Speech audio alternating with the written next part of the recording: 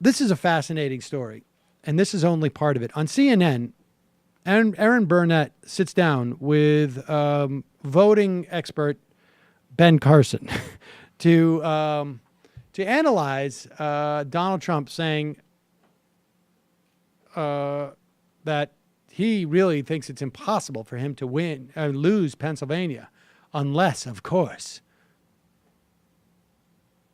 And out front now, Trump supporter, former rival for the 2016 Republican nomination, Dr.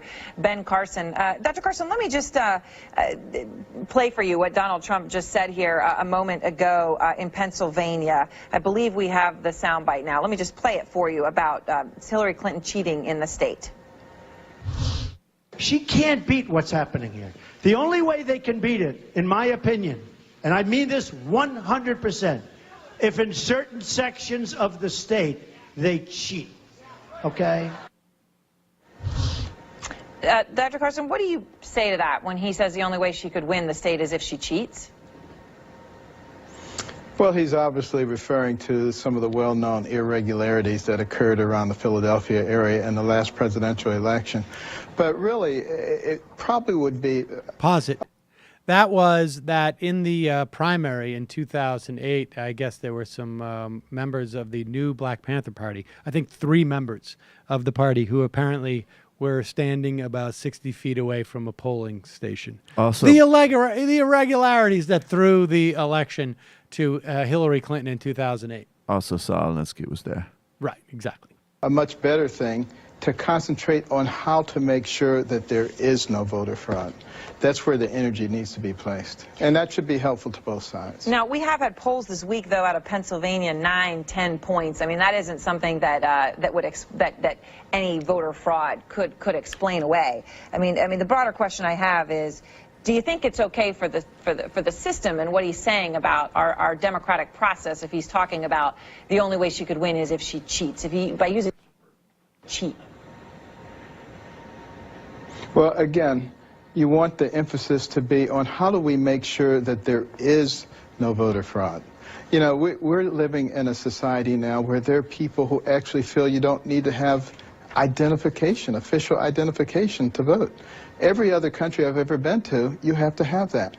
So in our country, people say, if you want that, you must be racist. It doesn't make any sense. We need to actually come back to a point where we use common sense once again. And you're, giving a nuanced answer here, but I guess I'm really just trying to understand, do you think he went too far when he said that she would cheat? I would have said it in a different way. I would have said there have been some irregularities, and we want to make sure that those don't occur, and that's something that should be helpful to all of us. Yeah, that whole racist thing, incidentally, aside from a bunch of appellate courts actually saying specifically that, yeah, a lot of these voter ID plans are racist. I mean, those judges, they don't have any common sense. We need to go back to a time when we had common sense, which I guess was around the time where they had poll taxes. But aside from that, there's another issue with Donald Trump calling for these election observers. And this comes from Rick Hassan, who is a legal blogger. Back in 2013, the Supreme Court declined the Republican National Committee's request to lift a 3-decade-old court order that limits the national GOP's ability to challenge voters' eligibility at the polls. Now, if I'm not mistaken, 2013 was only, I guess, 2.5, 3 years ago.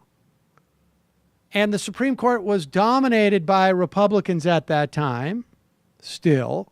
And even they refused to lift the consent decree order that the DOJ had imposed on the Republican National Committee back in 1982.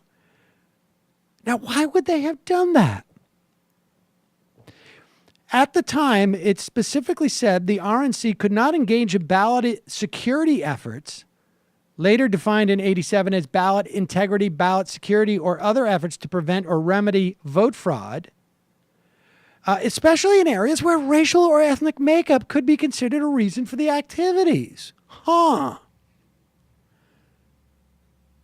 It was a response to claims of voter intimidation in minority areas in the 1970s and early 1980s. The decree allowed the RNC to continue normal poll watching operations while barring activities that could be aimed at voter suppression.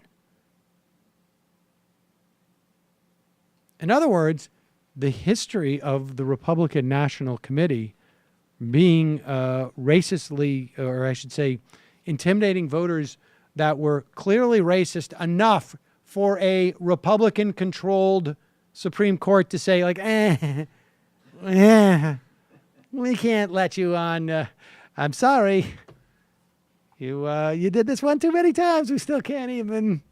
Let's just let the decree order run out in December 1st of 2017, which now, of course, when you violate a consent decree, as I think Donald Trump would know from the multiple violations he had for preventing black people from renting his apartments back, 20 years ago, I think he would know that if you violate a consent decree, what they do is they put another one on you. So it'll be interesting to see how far his plan gets. I get so offended every time I go to the polling place and I don't pay my poll tax. I work so hard at medical school, and I think people get upset when you say poll tax, but I'm saying it. Also, literacy test as well. Hello, you. I'm Sam Cedar. Looking for smart progressive talk that is occasionally amusing? Well, subscribe to our YouTube feed. Subscribe to our podcast. Like us on Facebook, and just generally enjoy us.